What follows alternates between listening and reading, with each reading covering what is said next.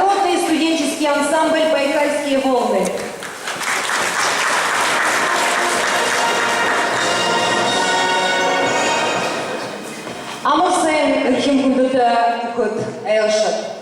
Добрый день, уважаемые участники заседания муниципального совета по бурятскому языку. Муниципалитеты – ключевой уровень сохранения бурятского языка в Республике Бурятия. Мунодер хайрменга аронеоне июнь гарын наемында унгргы жымайга бурят хыла сахин кукжо хаталара солоно тузарёлоктан зублонда буряды гурне ихогоролин ректор бурят улысы балосырлы балын үрдін мұханы ямыны министры ұрлықша бурят улысы засыгай азырай бурят хыл кукжолдың комиссиин гышут зунзугай деді гурголин бакшыны бурят хылы сахин кукжоға тувай мыргы жылды бурят үрдіме тувай үрдімді эмугуме засык дарғаныр орылсыз эмхиноде хутылбыдылыкшы хавагына. Разрешите представить участников нашего совета. Ректор Бурятского государственного университета, доктор технических наук, профессор Мошкин Николай Ильич.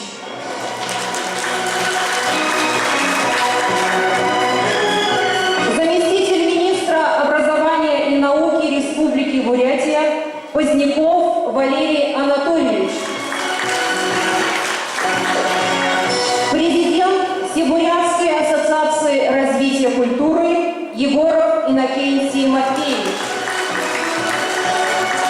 Заместитель руководителя администрации главы и правительства Республики Бурятия, председатель комитета по межнациональным отношениям и развитию гражданских инициатив Харитонов Михаил Александрович.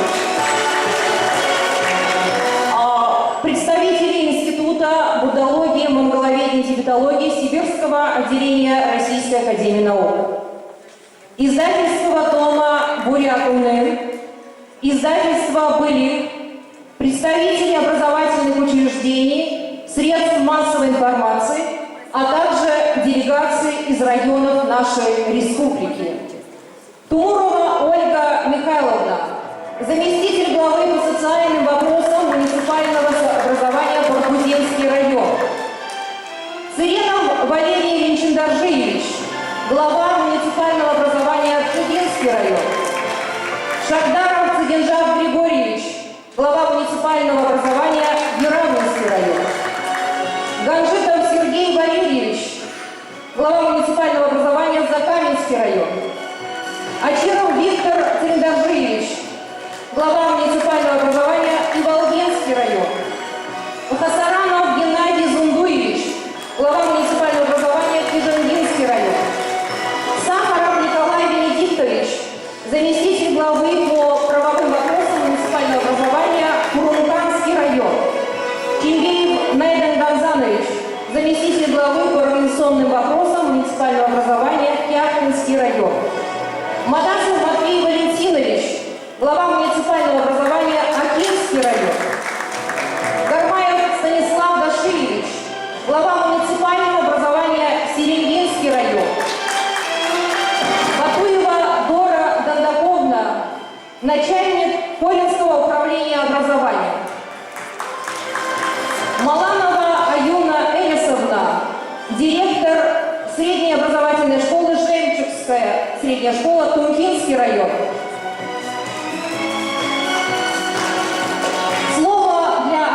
Муниципального совета по бурятскому языку предоставляется ректору Бурятского государственного университета, доктору технических наук, профессору Мошкину Николаю Ильичу.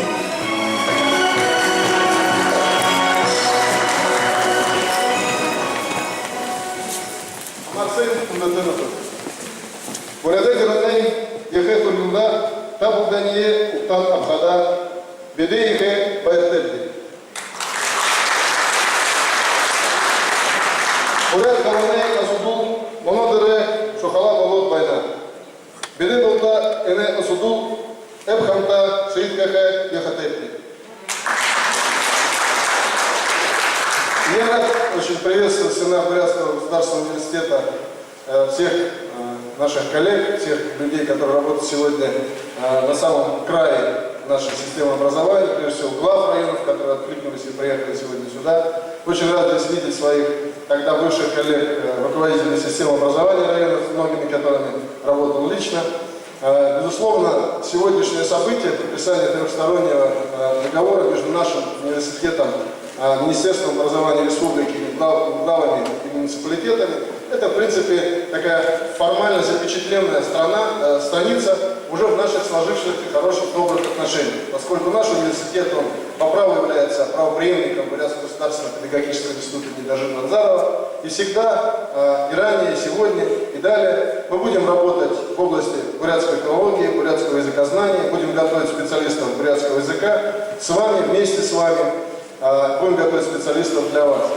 Ну, по небольшой справке я бы хотел сказать о том, что у нас на сегодняшний день, в начале 17-18 учебного года, контингент студентов бурятского отделения составляет 115 человек, из них очно 78, заочно 37 человек, включая 7 студентов Ивенкийского отделения.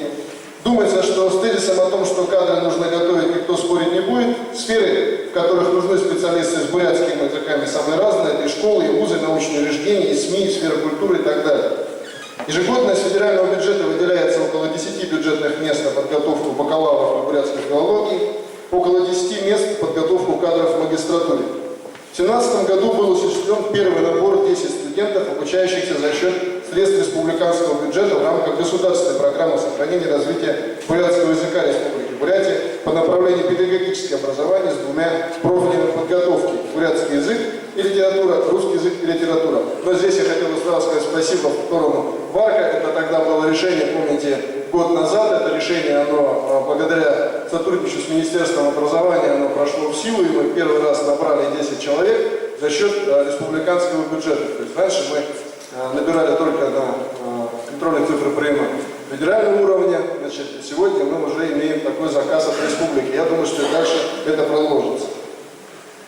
Основная цель университета на данном этапе видится в подготовке высококвалифицированных и конкурентоспособных специалистов на профессиональном уровне, владеющих бурятским языком, и востребованных в такой сферах, как образование, наука, культура, способных осуществлять и возглавлять работу по продвижению бурятского языка в республике и в регионе с целью его сохранения и развития, формирования позитивного имиджа нашего университета и, прежде всего, Республики Бурятия.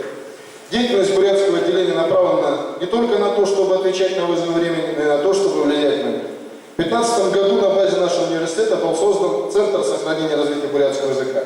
Одним из направлений деятельности Центра является проведение совместной работы с органами государственной и муниципальной власти, с общественными и религиозными организациями по сохранению и развитию бурятского языка в регионе. Сегодня мы собрались, чтобы подвести итоги подготовительной работы, проведенной за 16-18 года, принять согласованное решение о совместной деятельности и юридически закрепить наше решение в соглашении. Со своей стороны могу заверить, что Бурятский государственный университет готов взять на себя обязательства по научно-методическому сопровождению совместных проектов по сохранению и развитию бурятского языка. Желаю всем нам плодотворной работы на благо процветания нашей республики. Спасибо.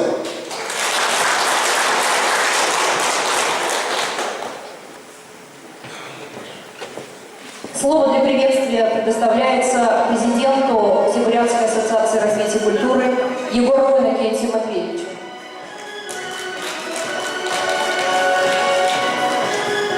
Добрый день, дорогие друзья.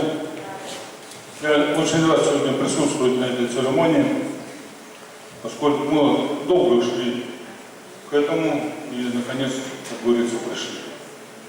Лиха беда начала, особенно с теми нашими руководителями муниципальных образований, которые поддержали в своей основе данные идеи. Я думаю, что эта идея уже претворится в жизнь. Сегодня мы знаем с вами прекрасно, какое состояние обучения бурятскому языку в наших школах. В первую очередь это кадры. Кадры сегодня достаточно, как говорится, говоря прямо, постарели. Возрастной состав педагогов, конечно, не так уж много времени осталось, чтобы научить без учителей можно остаться. К сожалению, прежнее руководство как-то не воспринимало это дело, но тем не менее в это направление было понятно, на классический университет, в котором надо готовить бакалавра, затем еще и магистра. Вот такой подход постепенно, мягко говоря, вытеснен наши повседневные нужды, особенно подготовки учителей бурятского языка. Я уже не говорю о бурятском, не говоря о бурятском языке, можно говорить об учителях других предметов. Не хотел бы я вдаваться в эти подробности, но я смотрю, преподаватели университета лучше меня прекрасно знают, сами варитесь в этом соку. Сегодня вот мы как раз поднимали этот вопрос год назад не только о том, чтобы изучать бурятский язык, но и вернуть имя нашему университету, имя нашего первого ученого, бурятского ученого Бамзарова, тоже было встречено коллективом очень-очень положительно. Думаю, что это первые ростки, которые подведут к тому, что мы в дальнейшем, но и, конечно же, правильно сказал Николай Ильич, в бюджете республики должны предусматривать подготовку особенно вот таких наших специалистов, как преподаватели бурятского языка. Это по полномочиям даже нашим. Подготовка нашего, подготовка учителей именно бурятского языка, поскольку Бурятская республика, это наши полномочия. Вот я сколько говорил об этом, никак до этого не доходит. Наконец-то дошло, что бурятскому языку Россия в отношении какой? Россия относится к государству к первому, нашему общему языку русскому. Правильно? А вот все остальные республики, титульные, так сказать, скажем, Татарстан, Башкортостан, Бурятия, Якутия, они должны свой язык сами финансировать. Вот к этому наконец-то пришли. Но финансово очень-очень мало. Мы, говорим, достигли до 30 миллионов. Конечно, это цифра по сравнению с теми 3 миллионами, которые были в 2004 году, сейчас 30 миллионов, 10 раз увеличили. Конечно, много кажется. А на самом деле это мизер. 300 миллионов на изучение бурятского языка. Это бы еще как решило некоторые наши проблемы. Проблемы издания учебников самих. У нас учебниками не подготовлены, не обеспечены, мягко говоря. И вот если бы 300 миллионов было бы, скажем, на обучение родного бурятского языка, тогда бы было гораздо проще подготовить, буквально за год-два, подготовить 10 учебные пособия. В первую очередь. А затем уже говорить о кадровой подготовке. Поэтому у меня вот такое предложение. Вот сегодня я знаю, что в нашем тексте об этом ничего нет, никак нет пока. Пока есть общие, так сказать, выражения, общие наши помыслы и общее понимание, проблемы этого вопроса. И думаю, что мы придем к тому, что и будем обозначать и финансы. Каждый район. И каждый район по полномочиям своим может готовить свои кадры бурятского по языку. Вот это надо будет тоже главным. Я пожелаю, чтобы вы тоже домыслили то, о чем я говорил. Это не возбраняется. Поэтому хочу пожелать дальнейших наших продвижений в изучении бурятского языка. Почему? Потому что это основа нашего бытия бурятов, по большому счету. Вот. Николай Ильич, вы заметили, да? Без акцента читал. Мне это очень понравилось. Но это нас спасибо большое. Удачи нам всем.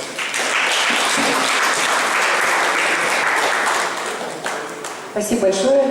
А сейчас слово предоставляется члену комиссии правительства Республики Бурятия по бурятскому языку, заместителю руководителя администрации главы и правительства Республики Бурятия, председателю комитета по межнациональным отношениям и развитию гражданских инициатив Харитонову Михаилу Александровичу.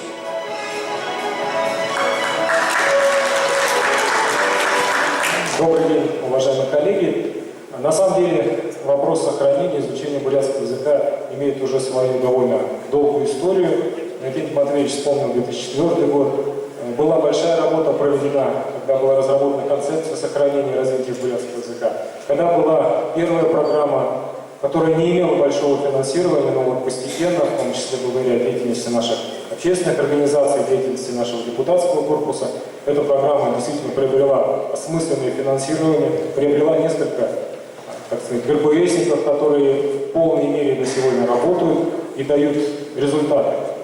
Одно из направлений работы, которое ставилось с самого начала, это была проблема того, что никак ведомственными только подходами нельзя решить вопросы сохранения и развития бурятского языка. И тогда стал вопрос о том, что необходимо поддерживать проекты общественных организаций, поддерживать проекты организаций, которые работают в муниципалитетах. И когда вот мы сегодня говорим о муниципалитетах, это вопрос такой очень многосторонний. Мы, когда представляли гранты, мы видели очень много идей, мы видели очень большое желание действительно проводить работу по сохранению своего родного языка. Но за этим стояла работа не только по сохранению как такового разговора, шла работа по сохранению культуры, по сохранению традиций, по сохранению памяти о своих выдающихся земляках, о своих предках и так далее, и так далее, и так далее. И, конечно, на сегодня мы можем говорить не только о том, что муниципалитеты у нас сейчас вовлекаются в работу. На самом деле муниципалитеты у нас работают, проводят большую работу, довольно эффективную. И возможно, что это как раз соглашение не только с той целью, чтобы оказать какую-то помощь нашим муниципалитетам, а, наверное, в первую очередь изучить их опыт, выбрать самое-самое лучшее, да, и этот самый лучший опыт распространить на всю республику. Вот у нас здесь Матвей Валентинович присутствует, да, мы понимаем, что там проблемы бурятского языка как раз, наверное, не существует. Там люди, которые живут десятками лет русские, прекрасно говорят на бурятском языке и переняли бурятские культурные традиции. Поэтому, наверное, мы должны здесь изучать элементы, вот как народ с двумя языками живет прекрасно, при этом без всякого акцента владеет и русским, и бурятским языком. Мы знаем, что сейчас муниципалитеты проводят работу, которая, наверное, сродни научной работе, да, собирая диалекты бурятского языка. И даже словари уже целые издаются, в том числе именно по инициативе муниципалитета. Поэтому наши муниципалитеты на сегодняшний момент это действительно ключевой уровень сохранения и развития бурятского языка. Но я думаю, что в первую очередь, именно потому, что там язык лучше всего сохранится. Именно там неравнодушные люди сейчас проводят большую работу, да, и уже независимо от того, будет какая-то государственная политика, не будет, это их жизненная позиция, они будут эту позицию двигать. Поэтому, конечно, здорово, что у нас на сегодняшний момент Бурятский государственный университет практически полностью развернулся для того, чтобы проводить работу по сохранению и развитию бурятского языка, по оказанию методической помощи, по подготовке учителей. То, что раньше было предметом торга, сейчас стало предметом, скажем так, совместной нашей гордости. Поэтому, конечно, я надеюсь, что наша совместная работа будет результат, и, может быть, наши сельские поселения, наши районы дадут нам возможность усилить работу по сохранению и развитию языка в городских поселениях. Это наша проблема, это наша боль, ее нужно совместными какими-то методами, способами решать. Поэтому я думаю, что вся эта работа – это элемент нашей совместной плановой работы, и он рано или поздно должен дать результат. Мы должны не только сохранить бурятский язык, мы должны создать условия для нормального функционирования русско-бурятского двуязычия в нашей республике. Спасибо. Спасибо большое.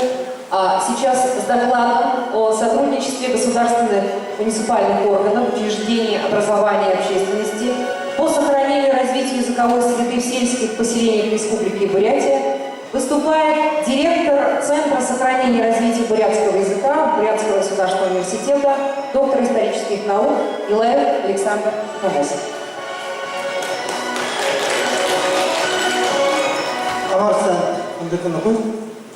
Уважаемые участники нашего муниципального совета по бурятскому языку, уважаемые наши гости, приехавшие с района. Российская Федерация – многонациональная страна, в которой проживает более 100 народов, говорящих на 230 языках, включая различные наречия. Кроме них еще функционирует 25 официальных языков. При этом, как заявил глава Федерального агентства по делам национальностей Игорь Баринов, по данным ЮНЕСКО, 136 языков России находятся в опасности. Из них 22 в критическом состоянии, 29 в серьезной опасности и 49 под угрозой исчезновения. Современная языковая ситуация в России характеризуется тем, что в информационном поле объективно доминирует русский язык, который является официальным и государственным языком Российской Федерации. В этих условиях закономерно с каждым годом сужается социально-языковая ниша функционирования миноритарных языков, то есть языков этнических меньшинств, в том числе и бурятского языка. Продолжает сохраняться устойчивая тенденция сокращения количества людей, говорящих на бурятском языке. Этот процесс затронул не только городскую среду, но и активно начал распространяться в сельской местности. В настоящее время в республике много делается по поддержке сохранения бурятского языка. Принято, как уже было сказано, уже несколько лет реализуется государственная программа развития бурятского языка.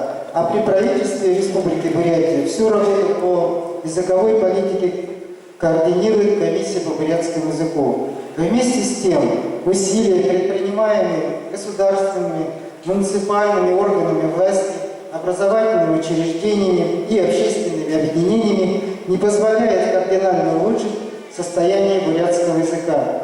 Основная причина, на наш взгляд, заключается в том, что предпринимаемые усилия локализованы рамками отдельных сфер функционирования языка, компанейский характер многих хороших начинаний, разрозненность усилий и отсутствие системности в работе заинтересованных организаций. Для нейтрализации и преодоления негативных тенденций в бурятском языке нужно совершенствовать управленческий государственно-общественный механизм в области языковой политики. Этот механизм должен объединить все основные государственные, муниципальные и общественные коммерческие структуры, имеющие непосредственное отношение к вопросам бурятского языка. Одной из таких структур, на которой возложена миссия сохранения и трансляции бурятского языка, является Бурятский государственный университет. Университеты в истории и везде в мире и всегда были научными, образовательными, инновационными центрами, формирующими кадровый потенциал территорий и регионов. И поэтому они объективно призваны инициировать и продвигать самые передовые идеи, оказывать непосредственное влияние на решение проблем конкретных территорий и административных образований. Вот поэтому по инициативе Бурятского государственного университета при поддержке администрации главы и правительства Республики Бурятия и Совета МОД-ВАР Центр сохранения и развития бурятского языка с декабря 2016 года начал работу в тех районах республики, где в школах бурятский язык преподается как родной. В этих районах рабочими группами преподавателей были проведены обучающие семинары с учителями бурятского языка и совещания с органами местного самоуправления, общественностью по обсуждению мер сохранения бурятского языка. Цель всей этой работы – изучить на местах состояние преподавания бурятского языка как родного в сельских школах и ознакомиться с опытом работы, проводимой в районах органами и учреждениями образования, районными и сельскими администрациями и общественностью по сохранению и развитию бурятского языка.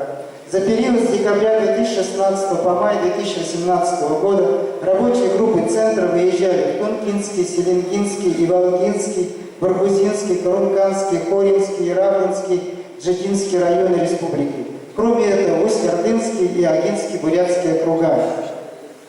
Почему для работы центром были выбраны именно сельские районы? Потому что только там, в сельской местности, в селах республики сохранились естественные условия для использования и развития бурятского языка, то есть языковая среда. Без такой языковой среды усилия по развитию любого языка зачастую оказываются неэффективными. Сегодня в основном в селах пока еще сосредоточена основная масса носителей бурятского языка, которые там проживают компактно. Есть представители разных поколений, владеющих бурятским языком. Это как раз то, что называется необходимой критической массой, составляющей языковую среду. Кроме того, сам сельский быт, хозяйственный уклад способствует сохранению этнических традиций, национальной самобытности и в целом этнической культуры, содержанием и основой которых является родной язык. Поэтому именно в сельских поселениях важно сохранить в школах в полном объеме 3 часов в неделю преподавание бурятского языка как родного, то есть бурятский язык плюс бурятская литература. Так как именно система образования является фундаментом и той базой, на которой основывается развитие трансляции бурятского языка в будущем. Для повышения эффективности образовательного процесса и достижения большей результативности в наших школах необходимо переходить на новые передовые методики обучения и новые эффективные технологии преподавания бурятского языка, обращая при этом особое внимание на его коммуникативную составляющую. Это будем считать, на наш взгляд, задача номер один. Следующая задача сохранения бурятского языка является расширение использования бурятского языка во внеклассной и внешкольной работе, которая должна расширить базу его функционирования. На наш взгляд, учителя бурятского языка должны, просто в настоящее время больше некому, быть инициаторами выхода и вывода бурятского языка за рамки предмета, за рамки школы, в семью, в публичную сферу. В этом деле они должны рассчитывать на полную поддержку глав сельских поселений, глав районных администраций. В противном случае без поддержки семьи, без помощи сельских администраций усилия по расширению использования языка в общественных коммуникациях обречены на неудачу. Поэтому в дополнение к учебной работе необходимо обязательное использование и закрепление языка в семье. Сегодня семья – это самое проблемное место в сохранении бурятского языка. Мы должны поставить перед собой цель – убедить и склонить семью, особенно молодых родителей, к сотрудничеству по сохранению родного языка. Родители должны стать самыми главными и надежными нашими союзниками в сохранении бурятского языка. В этом плане будет полезным изучить и использовать опыт шенехенских бурят из внутренней Монголии КНР, которые сохраняют в первозданном виде родной бурятский язык, и все это благодаря, в первую очередь, бурятской семье. Сохранение бурятского языка должно основываться на культивировании бурятских традиций и обычаев у детей в семьях. Здесь следует привести в качестве примера, проводимого на протяжении ряда лет Санагинской средней школы Закаменского района конкурса «Алигун Тушек». Конкурс показал, что в современных условиях существует проблема утраты знаний традиционного разделения полуролевых обязанностей в бурятской семье, в том числе в сельской. А знания и навыки выполнения определенных обязанностей в быту являются одной из основ народной этнической культуры. Приобретение таких навыков и выполнение этих обязанностей связано, опять же, со знанием языка. Приобщение к бытовым традиционным видам деятельности более эффективно с участием и поддержкой семьи, родителей и ребенка. Это требует знаниями этих видов деятельности. Можно сказать сделать следующий вывод. Необходимо совместное обучение родителей и детей бурятским традициям и обычаям в учреждениях образования и культуры, дополнительного образования, с участием общественных объединений и различных клубов по интересам. Нужно признать, что в настоящее время в отношении к бурятскому языку необходимости его изучения и знания в общественном сознании определенной части бурят сохраняется определенный пессимизм. Поэтому актуальной задачей сохранения бурятского языка является преодоление сложившихся стереотипов, различных фобий, психологических барьеров в отношении бурятского языка, особенно в молодежной среде. В современных условиях состояние бурятского языка чрезвычайно важной задачей становится задача включения в процесс языковой коммуникации как можно более широкого круга носителей языка, не владеющих или слабо владеющих языком. Поэтому для расширения сферы функционирования бурятского языка необходимо сделать употребление бурятского языка, так сказать, модным, особенно среди детей и молодежи. Для достижения этих целей необходимо разработать и осуществить комплекс агитационных и воспитательных мер. Еще одним необходимым условием успеха в работе по сохранению бурятского языка является поддержка его со стороны большинства. Да, именно русского большинства Бурятии, того большинства, с которым мы живем бок о бок более 300 лет. Это очень важный фактор, который призван способствовать успеху, потому что только при условии позитивного отношения со стороны окружающих будут успешны наши усилия в бурятской среде. В заключение я хотел бы сказать, что сегодня в этом зале собрались уполномоченные представители органов местного самоуправления, профильного Министерства образования и науки Республики Бурятия, Бурятского государственного университета для юридического закрепления в трехстороннем соглашении, достигнутых в течение 2017-2018 годов договоренности о взаимных обязательствах по сохранению и развития бурятского языка. Реализация этого соглашения потребует управленческих решений и создания управленческого механизма. Для изменения языковой ситуации, для оздоровления языковых процессов нужны объединение усилий всех заинтересованных организаций и приведение всей нашей работы по созданию в селах языковой среды в каждом районе на системную основу. Для этого нужна муниципальная программа по сохранению и развитию бурятского языка в каждом районе. Правовые основания для этого есть. В соответствии с изменениями, внесенным в Федеральный закон номер 131 об общих принципах организации местного самоуправления Российской Федерации, вопросам местного значения отнесены вопросы развития языка и культуры. Это глава 3, статья 14, пункт 7.2. Тем самым муниципальный уровень является основным и ключевым в сохранении и развитии бурятского языка. Поэтому нужно задействовать в работу все ресурсы муниципального уровня для поддержки и развития бурятского языка. Какие самые проблемные направления работы по развитию бурятского языка, на наш взгляд, можно было включить в муниципальную программу сохранения и развития бурятского языка? Первое – это повышение качества преподавания бурятского языка и литературы в школе и материально-техническое обеспечение учебного процесса. Во время обсуждений в районах от участников встреч прозвучало много деловых предложений и замечаний. Так, в Курумканском районе Лама Намжилов в своем выступлении предложил повысить заработную плату учителям, издавать больше методических пособий, литературы, создать резервный фонд района, а также вдоволь вести занятия бурятского языка, он предложил на диалектном варианте. Также он предложил создать в летнее время трудовой лагерь на заимке для языкового погружения детей, то есть они будут заниматься традиционными видами деятельности, отобрать их мобильные телефоны и полностью погрузить в языковую среду. И каждый месяц проводить День бурятского языка. Кстати, во время последней поездки нашего центра в Монголию на встрече с представителями бурятской диаспоры аналогичное предложение создания детского лагеря или смены в Монголии для погружения детей из Бурятии в языковую среду прозвучало из уст известного предпринимателя Монголии Сурен Болотовой, нашей бурятки, которая готова взять на себя организацию этой работы. Также, например, в резолюции круглого стола в Курумкане было записано разработать и утвердить муниципальную программу по сохранению и развитию бурятского языка, в которой будут участвовать администрации, образовательные, культурные учреждения и общественные объединения. В Баргузинском районе было решено обратиться в Народный хурал Республики Бурятия, правительство Республики Бурятия с предложением о необходимости внесения в нормативно-правовые акты, регулирующие вопросы оплаты труда учителей, поправочных коэффициентов в оплате труда учителей бурятского языка для создания финансово-экономических условий для преподавания бурятского языка как родного. Практически во всех посещенных районах центров учителя высказывались о существовании проблемы обеспеченности учебниками бурятского языка.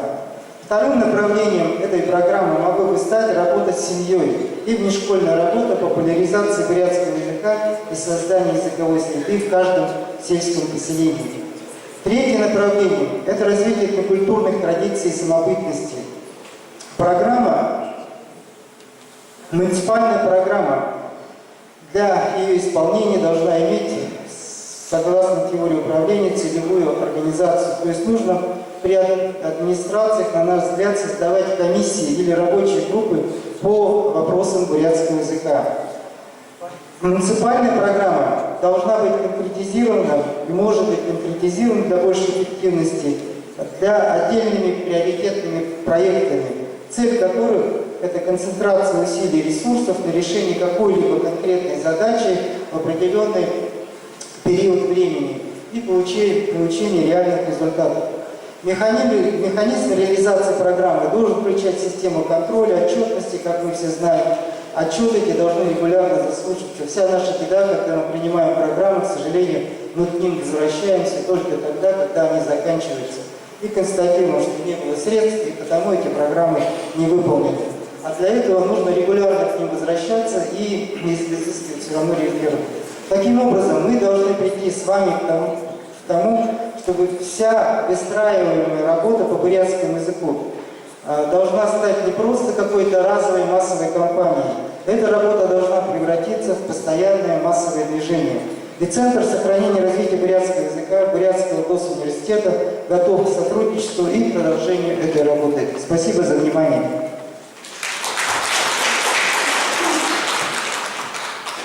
Спасибо, Александр Николаевич. Сейчас слово предоставляется заместителю министра образования и науки Республики Бурятия Позднякову Валерию Анатольевичу.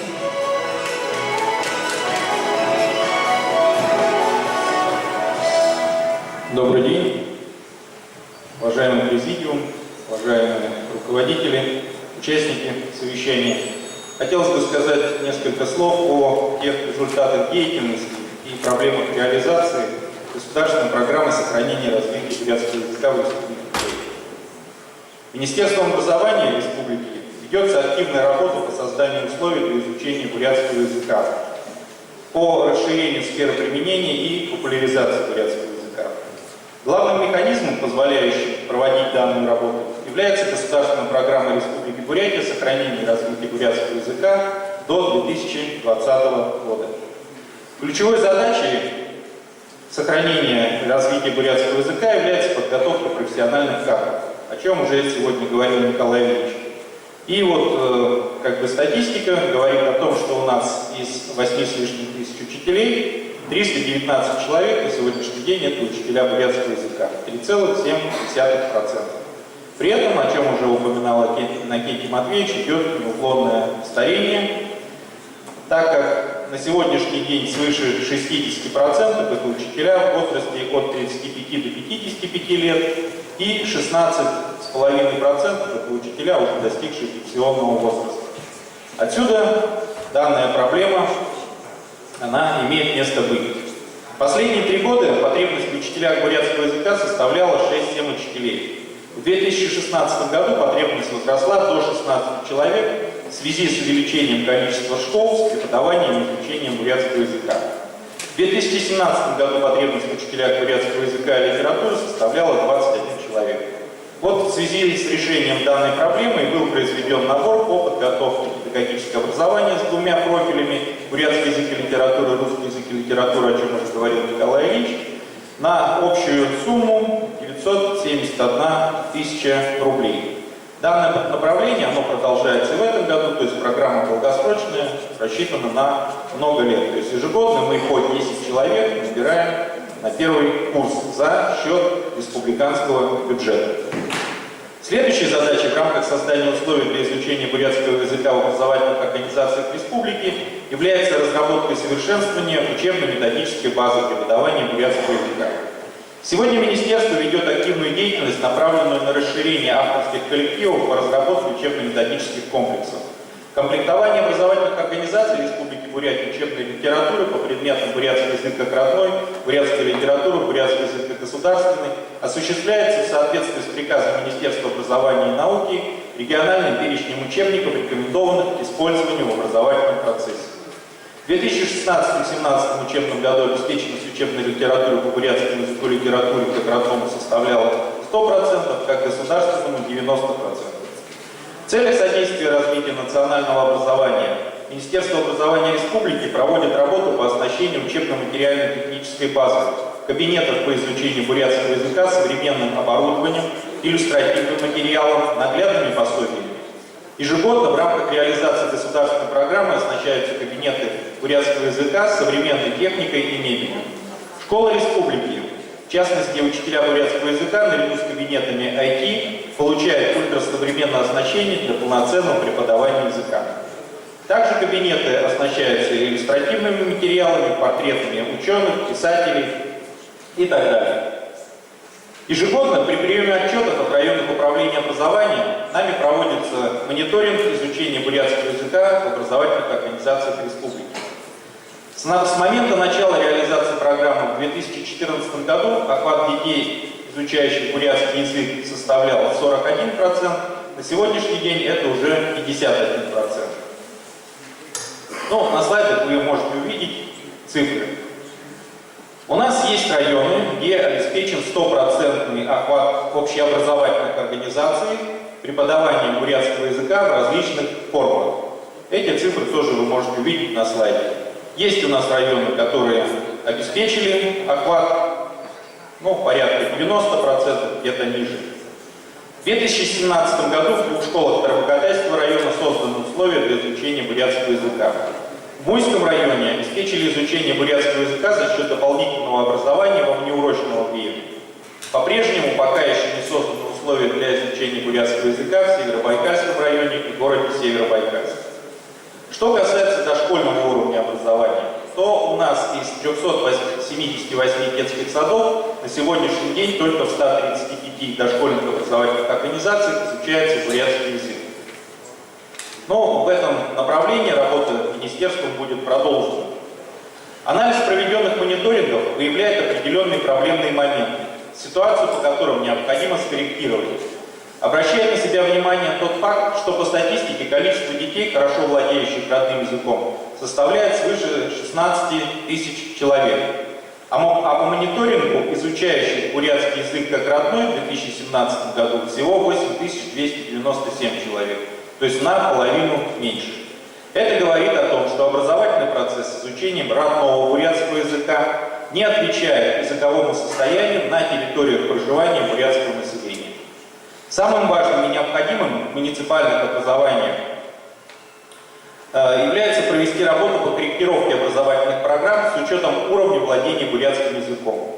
Ведь изучение бурятского языка на уровне государственного не может отвечать все-таки требованиям качественного, глубокого освоения родного языка. Учитывая, что в большинстве образовательных организаций, 75%, созданы условия для изучения бурятского языка, учет данной позиции при формировании и реализации образовательных программ общего образования очень важен.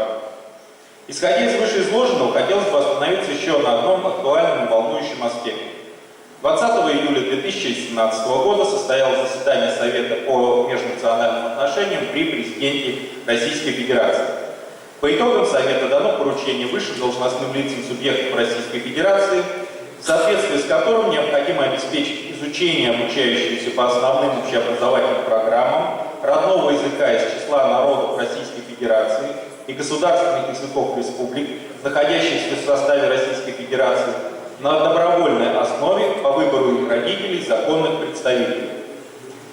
Преподавание изучения бурятского языка как государственного языка Республики Бурятия осуществляется в соответствии со статьей 24 Закона Бурятии о языках народов Республики Бурятия от 10 июня 1992 года, согласно которой в государственных и муниципальных образовательных организациях, расположенных на территории Республики Бурятия, преподаются и изучаются государственные языки Республики Бурятия, то есть русский и бурятский языки.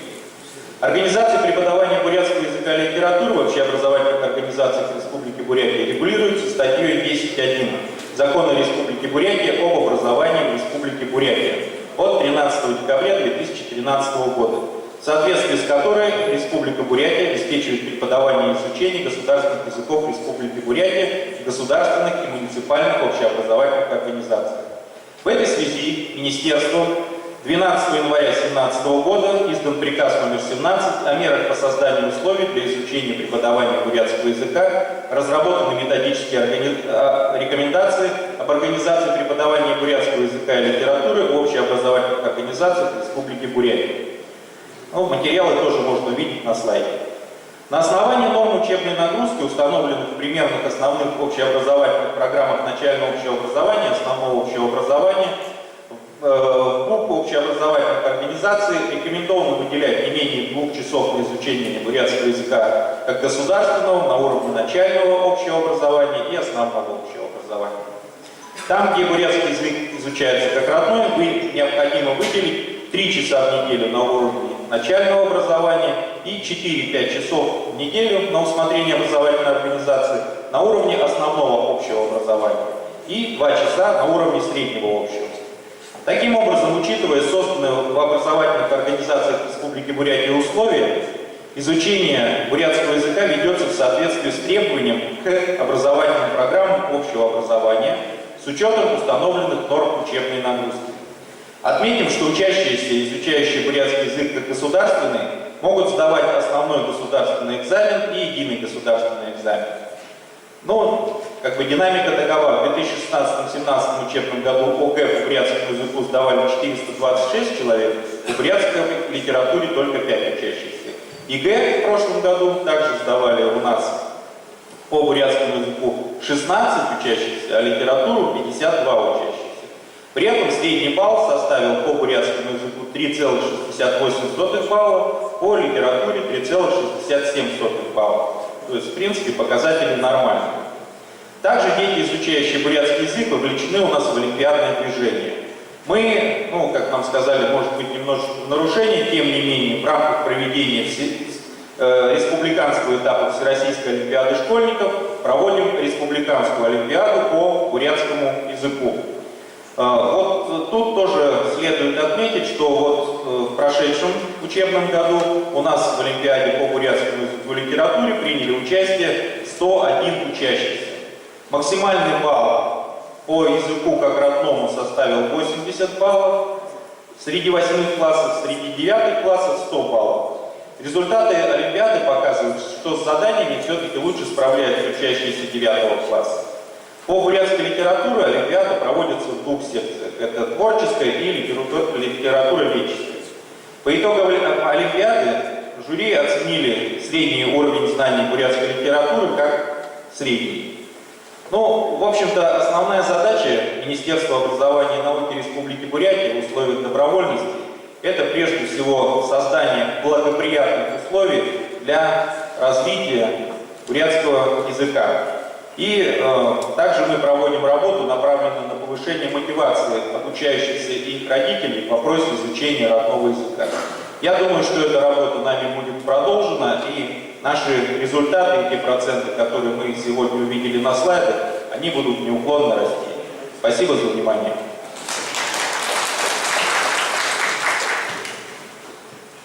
Спасибо большое за доклад. А сейчас с докладом «Состояние и тенденции сохранения и развития бурятского языка в России, Китайской Народной Республике и Монголии» из опыта экспедиционных исследований выступает кандидат социологических наук, старший научный сотрудник отдела истории, этнологии, социологии и МИЦУРАН Бадараев Рамзан Дажиевич.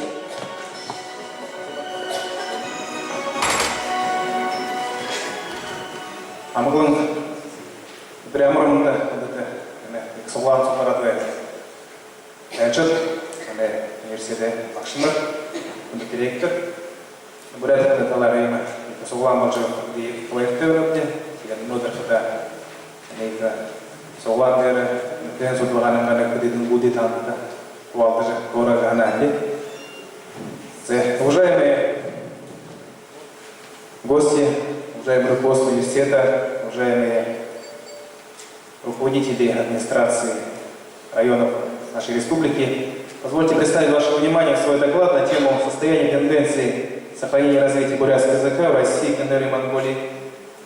Материалы представлены за опыт экспедиционных исследований. Исследование проведено при финансовой поддержке Министерства образования и науки Республики Бурятия.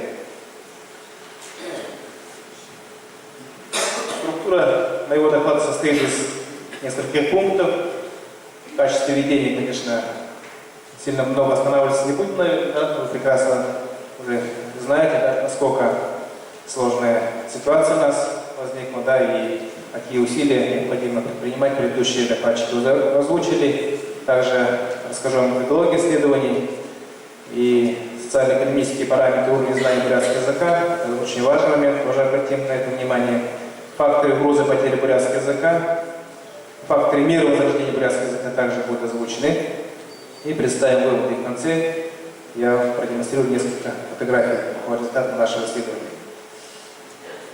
Следующее. Что касается бурятского языка, мы все уже, наверное, слышали, да, что в 2002 году бурятский язык попал в Красную книгу ЮНЕСКО как язык вымирающий, поскольку по результатам исследований было определено, что лишь чуть более 40% бурятского населения владеет бурятским языком. Поэтому, конечно же, первоочередной задачей современной языковой политики республики и соседних регионов является сохранение бурятского языка как базовой этнической ценности. В связи с этим, конечно, и исходя из нашего исследования, необходимо обратить ваше внимание на некоторые цифры, которые демонстрируют численность бурят во всем мире. Эти цифры, наверное, вам должны быть знакомы. Во всем мире насчитывается около 550 тысяч этнических бурят. В России проживает 461,389 человек, по результатам переписи 2010 года. В республике 286,839 человек, тысяч, в Курской области 77,5, в Абхазском крае 73, около 74 тысяч. Бурят, проживающих в Монголии, насчитывается по переписи 2010 года 45 тысяч человек, хотя неофициально озвучил цифры от 70 до 100 тысяч. В Китайской Народной Республике в пределах 10 тысяч человек. Почему говорю пределах? Потому что, на самом деле, учитывая ассимиляционные процессы, это достаточно сложный вопрос. Следующий слайд, пожалуйста. На самом деле, это исследование наше является пятым этапом большого комплексного исследования, которое было начато еще в 2004 году при совместном усилии с Министерством образования и науки Республики Бурятия. 2004 года уже сделано обобщение, изданы 4 монографии, они здесь представлены. Дальше. Территория дисперсного расселения бурят. Какие территории мы охватили? Да? В России это, конечно, республика Бурятия, имеющая статус национального региона республики. Также мы охватили Агинский, Бурятский округ, Абхазского края, Усть-Артынский, Бурятский округ, Иркутской области. Монголия, это преимущественно Дарновские, Дантесские области. В Китайской Народной Республике, как вы все знаете, это Шэньфэнские самоны, это 2 самона, это восточный и западный самоны. Целью исследовательской работы является исследование состояния характерных факторов, тенденций развития и сохранения национального языка и старт дисперсного расселения бурятцев, анклавов Центральной и Северной Азии. И для достижения этой цели были поставлены задачи, в первую очередь, выявление социально-экономических и культурных особенностей, далее выявление количественных параметров хорошо владеющих, плохо владеющих и не владеющих бурятским языком, учащихся в средних школах, дошкольных образовательных учреждениях. Также мы выявили количественные параметры изучения состояния языка, проанализировали факторы угрозы и потери ассимиляции языка, также определили факторы, способствующие возрождению и развитию языка бурятского народа. И для выполнения этих задач мы использовали ряд социологических методов. К этим методам относятся анализ документов, интервью полустандартизированные и включенные наблюдения, анкетирование, включавшее 3 группы, разные группы анкетирования. Также была проведена экспертная площадка в форме фокус-группы в прошлом году в стенах Бурятского научного центра. 2 фокус-группы были. Это состав участников. В общем, приняло участие 3287 человек, как вы видите, да, в самом нижнем углу справа. Экспертов 172, учащихся 1731, родителей детей, посещающих до 1384. И представлены данные по территории. Что касается Республики Бурятия, то здесь, как мы все знаем, на территории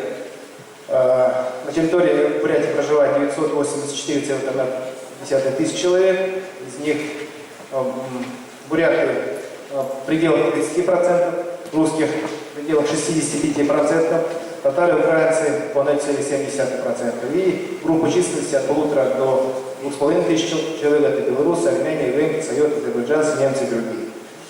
И вот представлены данные, цифровые данные, которые как раз характеризуют современное состояние знания бурятского языка в дошкольных образовательных учреждениях, в средних образовательных школах. Да?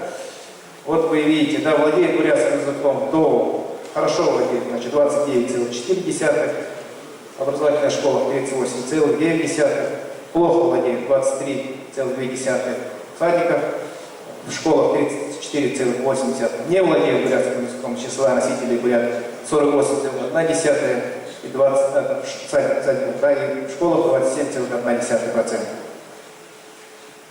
Что касается Агинского округа, то на территории Агинского бурятского округа проживает около 77 тысяч человек, из которых 62,5% буряты, 35,1% русские и 2,4% представители других национальностей. И вот здесь в самой нижней строке можете видеть показатели, которые характеризуют знание языка в садиках и в школах. Да? По сравнению с Республикой Бурятия здесь ситуация немного лучше. В садиках 50,9 хорошо владеют, в средних образовательных учреждениях 60,8. Ну и, соответственно, плохо не владеющие тоже видите, да? Усть-Ордынский бурятский округ. Здесь проживает, как было выше сказано, тоже около 77 тысяч человек.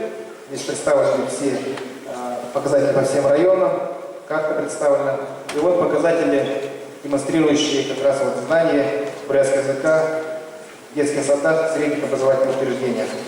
Значит, здесь ситуация намного хуже, как мы получили данные, да? В детских садах лишь 11%. Лишь 11% хорошо знает бурятский язык по данным управления образования. В средних образовательных школах лишь 22,9%. Плохо владеет 39,4% в ДОУ. В средних образовательных школах 44,6%. И, к сожалению, очень высокий показатель не знающих бурятский язык. Да? В ДОУ почти 50%. В средних образовательных школах. В среднеобразовательных школах это треть учащихся.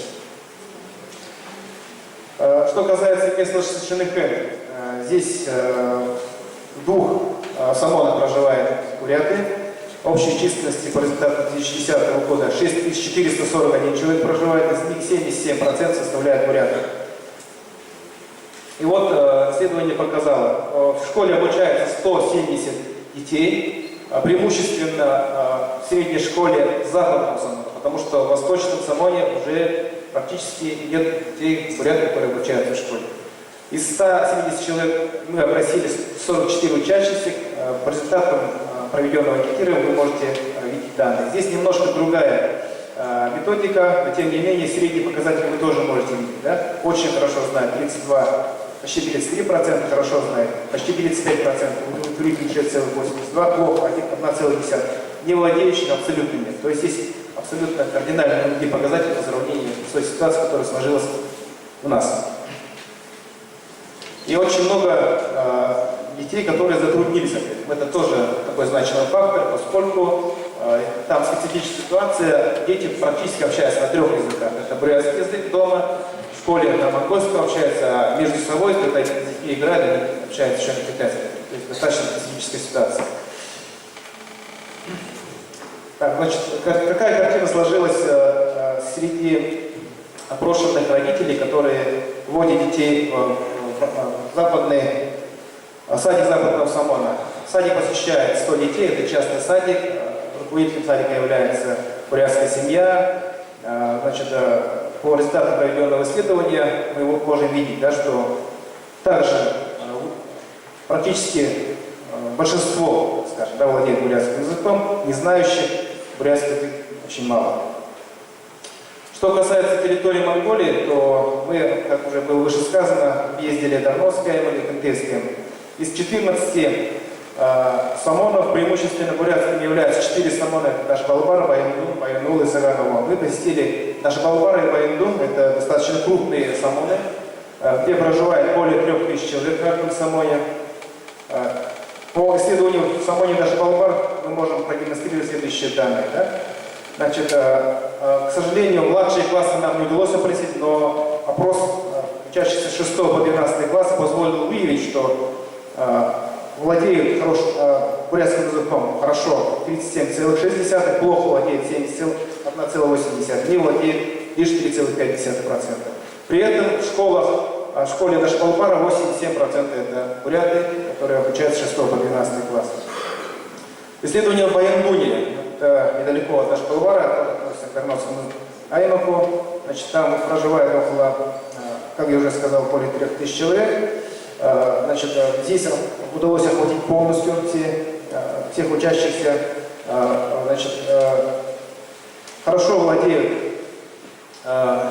бурятским языком 32,8%, плохо владеет 62,7%, не владеет 6,6%. И здесь также очень высока доля бурят, которые обучаются в школе. Треть, 73,5% это бурятские дети. И в садиках ситуация немножко другая. Здесь нам продемонстрировали, мы здесь еще будем исследовать, конечно, да, абсолютно другую ситуацию. Вероятно, из-за того, что директором является хаос. возможно, из этого, но мы наши предположения еще, конечно, будем изучать. Здесь показали, что почти 70% не владеет бурятским языком. Дальше, в Хантейском мы охватили Татал-Самон. Как мы все знаем, в Хантейском аймаке преимущественно 3 самон находятся, это Батширет, Бендер и Датал. Датал, как вы все знаете, это родина появления Алтарганы. Но, к сожалению, ситуация здесь оказалась достаточно сложной. Это было вызвано, скорее всего, тем, что бурятцы составляют лишь треть детей, обучающихся в школе, составляют лишь треть всех обучающихся. Здесь ситуация с бурятским языком очень сложная, как выяснилось. Не владеют 60 с лишним процентов численности бурят. Хорошо владеет 4,1, плохо владеет 31,6. И в детских садах ситуация тоже достаточно сложная. То есть 91% не владеет бурятским языком. И вот общие показатели, которые характеризуют ситуацию по результатам проведенных исследований в 3 самонах. Это 2 самона в Тарновском и 1 самон в Хантейском языке. Как мы видим, не владеющих здесь 8,8%, остальные более-менее владеют. Здесь аналогичные показатели по детским садам. Так, ну и здесь также в процессе исследования мы выясняли, на каком языке преимущественно разговаривают дети дома. Это тоже мы считаем очень важный показатель, поскольку, как уже выше было сказано, именно в семье как раз закладываются основы бурятского языка. Значит, у Сергея общается на русском языке 54,1%, в Латинском округе 18,2%. И на бурятском и русском языках у Сергея общается 39,8%, в Латинском округе 54,1%. Монголия на первом месте находится одновременно на бурятском и монгольском языках, на втором месте монгольский язык, на третьем месте 27,6% бурятский язык. В Шенханском самоне преимущественно на бурятском общается почти 70%, второе место занимает монгольский язык, на третьем месте находится китайский язык, это 16,7%. Так, ну, здесь я, наверное, пропущу.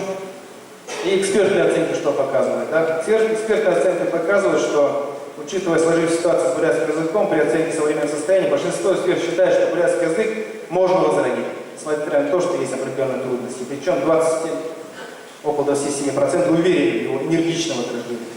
Пассивной точки зрения придерживаются 6,7%. 85% экспертов бурятских округов считают, что язык является признаком национальной принадлежности, тогда как 11,7% напротив таковым язык не считают. Монголия отмечает солидарность в этом вопросе у 96,7%, лишь 4,3% высказались против.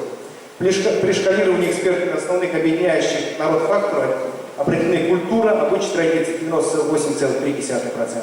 Родной язык, как определяющий фактор, назвали 85% экспертов. Истории 63% назвали. И вот мы в конце 2017 года проводили большую фокус-группу. Участниками были представители школ, представители министерств, представители академической среды. И вот по результатам 2 этих фокус-групп мы выявили основные факторы, которые способствуют потере ассимиляции бурятского языка.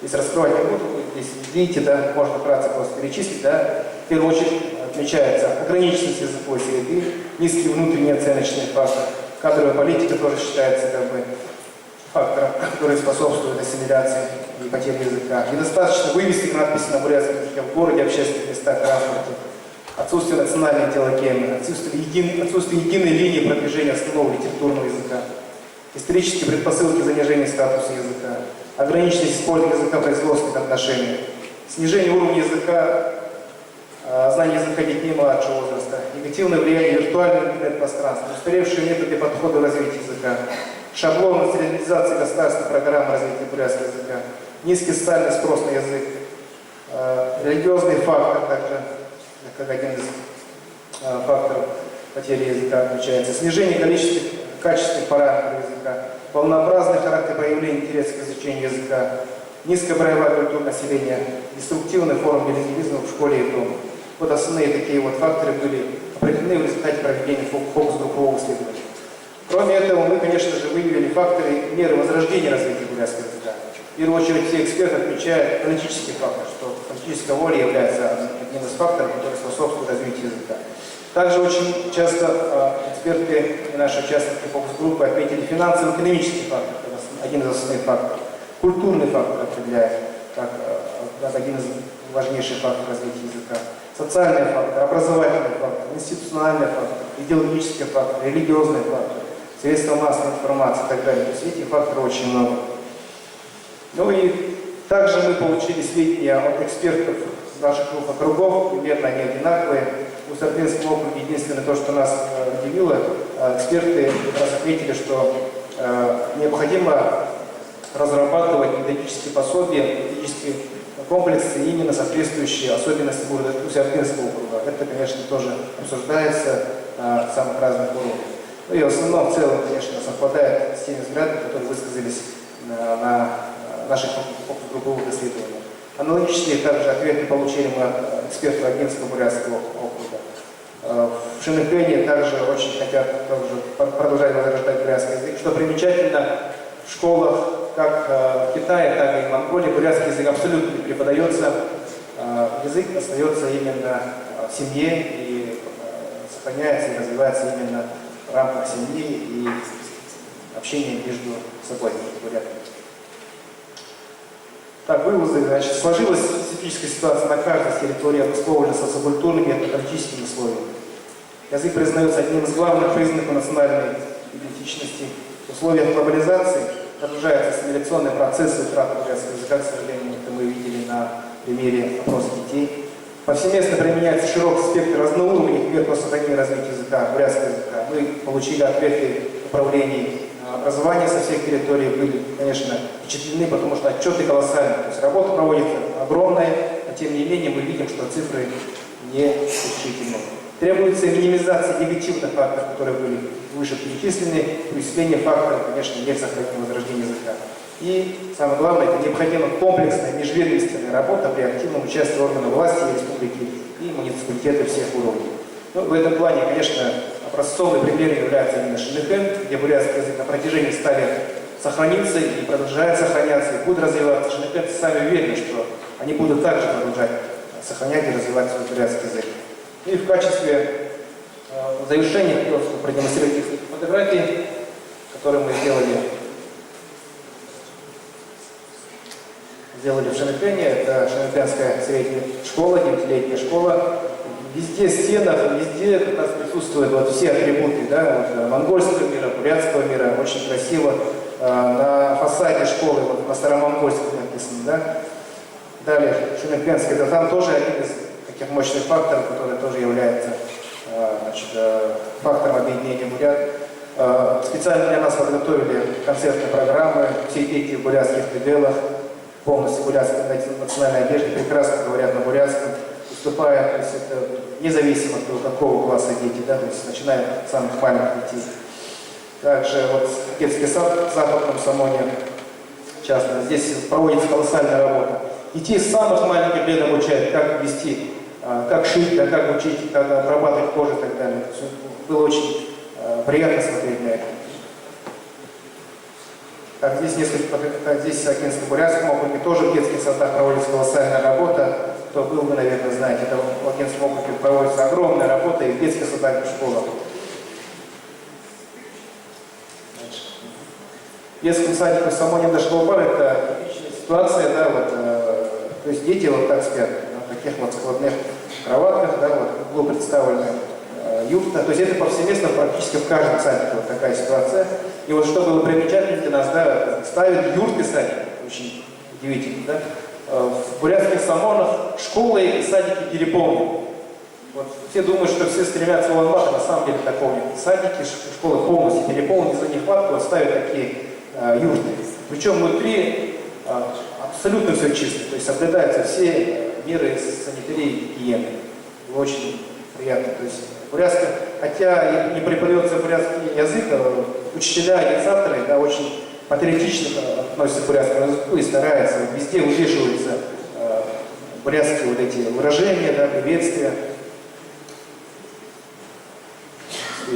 Вот, и инициатива, значит, руководства школы издается вот такие маленькие словари, разговорники бурятского языка. Средняя школа сама нагадала. Спасибо за внимание.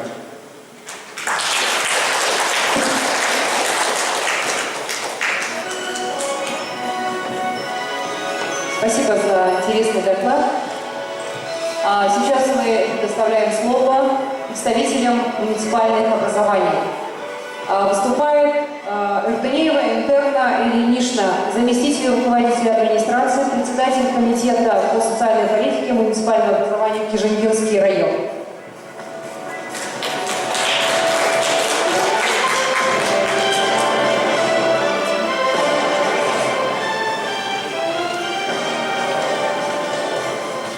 Sen bana худо-бехуд, бурят турулых людей, уже худо суарну рацон.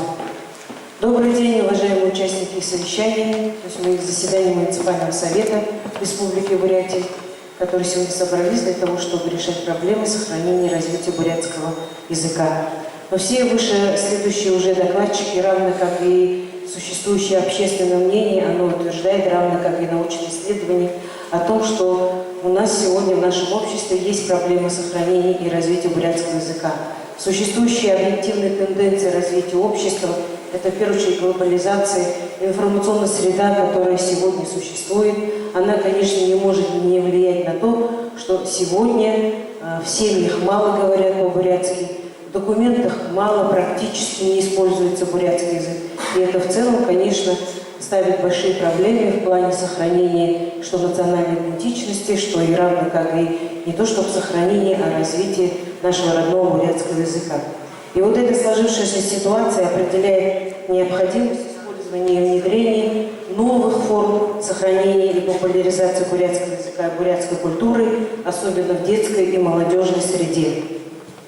Уважаемые участники совещания, я бы хотела сегодня предоставить вашему вниманию небольшую информацию о том, какая работа в плане использования новых форм проводится в Кижингинском районе. Я хотела бы начать именно в первую очередь с состава структуры населения нашего Кижингинского района, конечно, который в первую очередь обязывает непосредственно уделять этому немаловажное внимание, поскольку что из общего состава численности по национальному составу 60,8% населения у нас составляет буряты.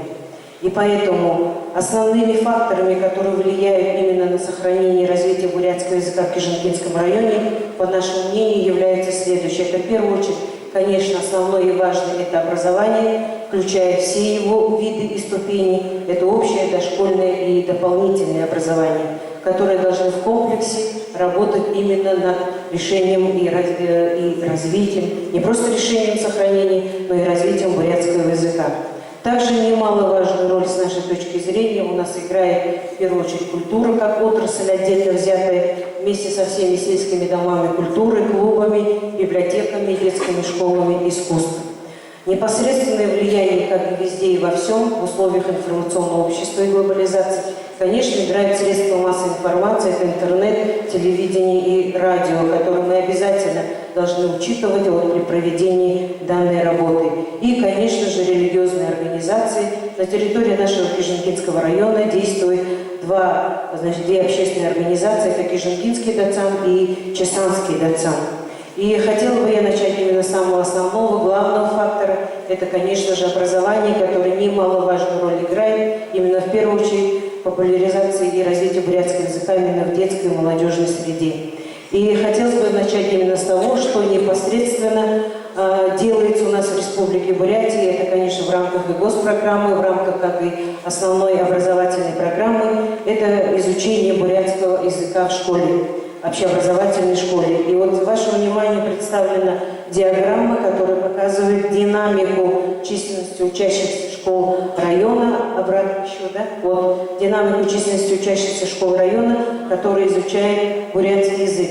Но, несмотря на маленькую тенденцию снижения изучения общего количества всех учащихся бурятский язык по двум программам, равно как и национальной и государственной, следует сказать, что в целом подавляющее большинство учащихся в целом Кижингинского района от общего числа в 2016 году, если они составляли 92%, то в 2018 году они составляют 88,1%.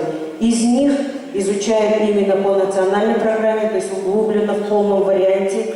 Это 30, если в 2016 году это было 826 учащихся, или же это составляет 38,5%, то на сегодня, в 2018 году, их число составляет 806 человек, детей, что составляет 39%. Ну, в общем, нельзя сказать, что тенденция какая-то негативная. У нас тенденция в этом плане, она остается и продолжает оставаться стабильной. В этом смысле следует сказать, большую работу делают, конечно, районный метод объединения учителей бурятского языка. Следующая диаграмма, которая говорит о динамике численности выпускников, которые сдают ЕГЭ 11 класс и ОГЭ 9 класс по бурятскому языку. Вот если в 2016 году мы видим 115 и 118 детей, это стопроцентно, когда сдача ЕГЭ ОГЭ являлась обязательной формой, то на сегодняшний день, когда предлагается добровольная сдача данного экзамена, то мы с вами видим все равно тенденцию значительного снижения сдающих добровольно бурятский язык в 2017 году и равно как и в 2018 году. Но это, конечно, означает, что в то же время можно на основании этого делать вывод о том, что более четверти детей наших, которые завершают 9 класс и 11 класс, считают себя в совершенстве владеющим бурятским языком для того, чтобы брать на себя смелость сдавать ЕГЭ ОГЭ. Но вместе с тем проблема остается для большинства подавляющего, и с этой целью следует сказать, что в системе образования Кижингинского района муниципальной системы на сегодня реализуется в целом всеми педагогами модель привития интересов детей к родному языку и традиционной культуре. На сегодняшний день в этих условиях это принципиально важно и необходимо, которое предполагает как раз использование, начиная с теоретических знаний и завершая формирование национально-целостного отношения к творчеству и языку своего народа, и которое проявляется в организации разных деятельностей в образовательных учреждениях. Основными направлениями которых являются это поддержка образовательных инициатив педагогических работников, разработка ими авторских программ образовательной деятельности во внеурочное время, организация деятельности различных инновационных центров дополнительного образования в образовательных учреждениях, инновационные формы развития творческой активности учащихся и педагогов, что немаловажно для их повышения квалификации, организация конкурсов, олимпиад, фестивалей и научно-практических конференций, поддержка различных детских инициатив, которые наблюдаются у нас, организация проектной деятельности, участие в различных грантовых конкурсах, в том числе и в рамках государственной программы Республики Бурятия, участие в международных конференциях, конкурсах англоязычных народов и ряд других. И здесь мы, конечно, в первую очередь речь ведем именно о тех деятельностях и событиях и конкурсах, конференциях, которые проводятся непосредственно по инициативе у себя внутри, либо нашими педагогами. Для примера просто хочется перечислить, для примера авторская программа, очень эффективно и результативно себя зарекомендовавшая, 4-годичная программа образовательная «Ладухэ», которая реализуется в Кижингинской средней школе имени Хацана Мсараева, как общеобразовательной школы, для примера. Следующая авторская программа – это «Древо жизни». Эта программа реализуется в учреждении дополнительного образования Центра детского творчества Кижинги, села Кижинги. Далее авторская программа «Том Тонютак», которая реализуется на базе муниципального дошкольного образовательного учреждения «Детский сад ССЭК». То есть мы принципиально считаем важным, что начало должно исходить буквально с самой первой ступени. Но и не говорим, конечно, про семью. Далее следующая форма – это деятельность различных инновационных центров, наподобие как литературно-творческой студии «Зуркуны Дулнута», это на базе Кижингинской средней школы имени Хацана Мсараева. Также авторская программа имеет результатом выходом это деятельность творческого клуба «Ладухэ». Также на базе того самого же детского сада ССЭК разрабатывается проект и реализуется Центр бурятской культуры «Заята» совместно с их клубом молодых семей. Следует также отметить, что немаловажное направление – это развитие творческой активности педагогов и учащихся, это реализация деятельности студии «Сытхилы Живур» на базе Кижингинского лицея имени Виктора Тутбековича Мункина с выходом на организацию первого республиканского конкурса художественных сочинений среди работников образования. Также развитие детского творчества – это деятельность детского национального театра на базе Кижингинской средней школы имени Хацана Сараева, где они сделали постановку «Ревизора» на бурятском языке знаменитой комедии Николая Васильевича Гоголя. Этот спектакль стал победителем межрегионального конкурса. Конечно, немаловажную роль наши педагоги и учителя уделяют именно развитию методического сопровождения. С этой целью проводятся различные методологические семинары, это организация учебно-исследовательской деятельности учащихся, круглые столы, бурятская дидактическая литература, аспекты современного изучения и преподавания, что немаловажную роль играет для развития их профессиональной компетентности. В плане поддержки детских инициатив на сегодня ярко проявилась детская инициатива от учащихся Кижингинской средней школы имени Хацана Сараева, которые решили разработать и создать мультфильм на 3 языках. В условиях глобализации, я думаю, равнозначное и поликультурное, полилингвистическое образование наших детей для успешного их дальнейшей жизнедеятельности очень важно. Это мультфильм, который они сделали по мотивам сказки «Девушка и месяц».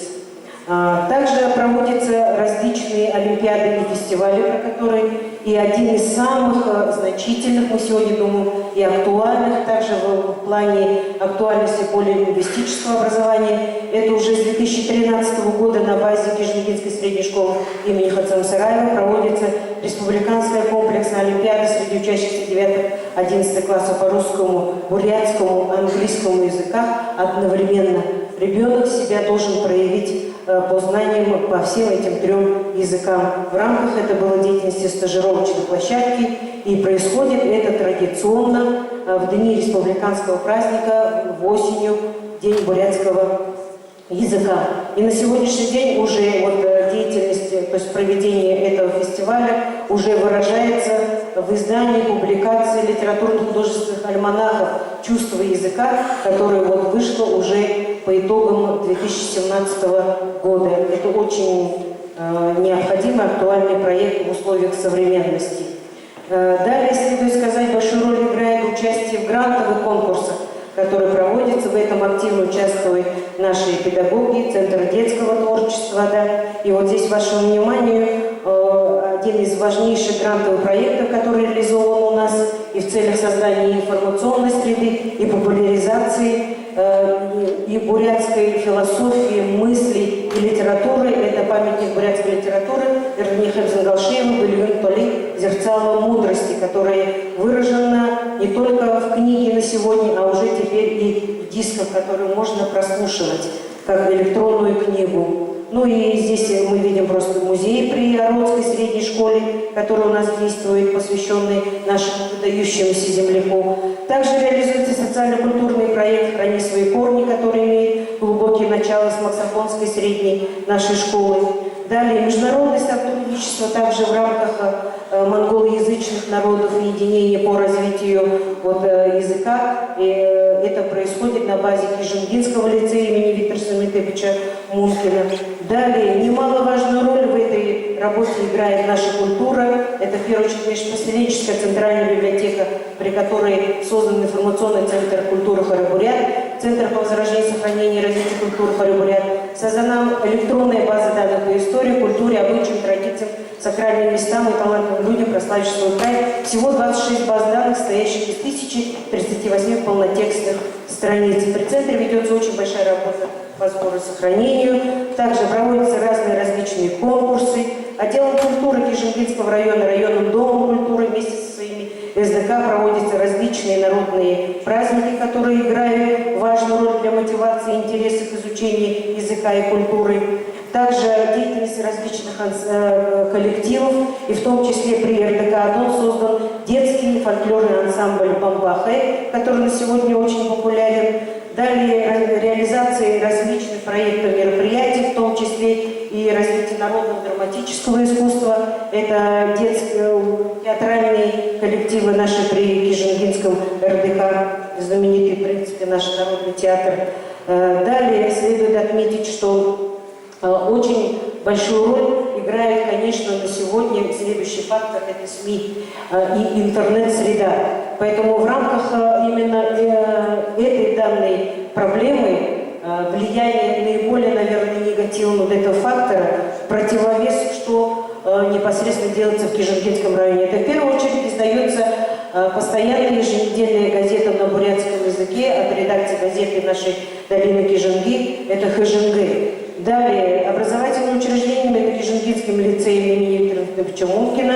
На сегодня действует сайт, созданный сайт Сайом-Туя в качестве основного информационной базы ресурсного центра сетевого взаимодействия.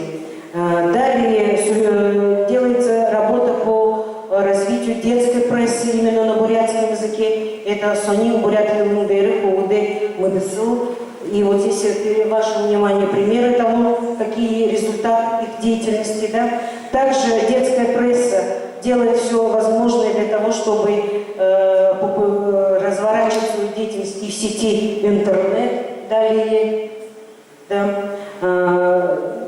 Следующее внимание хотелось бы обратить на то, что немаловажную роль играет радио, и на сегодня замечательный вот Бурятин ФМ, который его значение переоценить невозможно. И здесь в этом смысле инициатива от Кижингинского лицея имени Виктора Федоровича Мункина, учителя бурятского языка. На сегодня происходит ежемесячный прямой эфир школьного СМИ на бурятском языке. И общее количество на сегодня с сентября по май, то сентября 17 по май 18 года, это в течение всего учебного года, корреспонденты, звуковые редакторы, дикторы, которые работали, их общее количество составило 72 человека. И четвертый, традиционный и на сегодняшний день, конечно, имеющий очень большое духовное влияние на население вообще в целом, это религиозное